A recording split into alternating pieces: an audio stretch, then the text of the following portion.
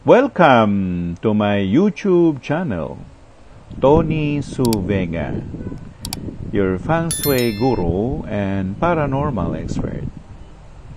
Today is Saturday, the 23rd of September 2023, and it's the day of the monkey. Best colors to use and wear: white, all shades of white.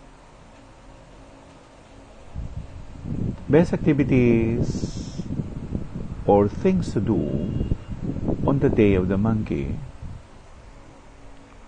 Ang unggoy ay yang, male, lalaki, metal, bakal, qian, Qian.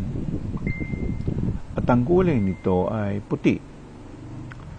Sa mga activities na maaaring gawin sa araw ng unggoy ay ang pagpunta sa mall, pagpunta sa palengke, mag-window shopping, magbiyahe, sumakay ng eroplano, sumakay ng kotse, mag-drive nito, sumakay ng bus, magbiyahe papuntang malayong lugar gaya ng labas ng Metro Manila o labas ng lokalidad na kung saan kayo nakatira.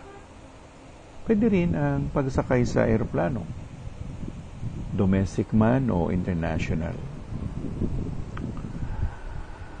Ang unggoy ay maraming kaakibat ng mga elemento. Dahil nga nabuo sa kanya yung tubig, yung apoy, yung lupa, at kahoy. Kaya nga halos walang kakontra ang unggoy. Ang talagang magiging kakontra lamang niya, nakaaway niya direkta, ay ang tigre.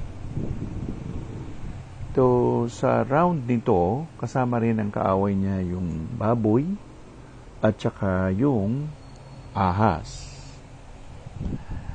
Sa cycle of Elio pa or man's luck, heaven's luck, earth's luck, yan yung unggoy, so bakal na lalaki.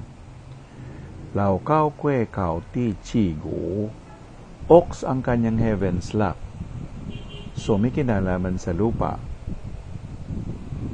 Gu Ho To, rabbit naman ang kanyang earth's luck. So, hindi pwede na kung ikaw ay pinanganak ng monkey na hindi ka magiging vegetarian o vegan.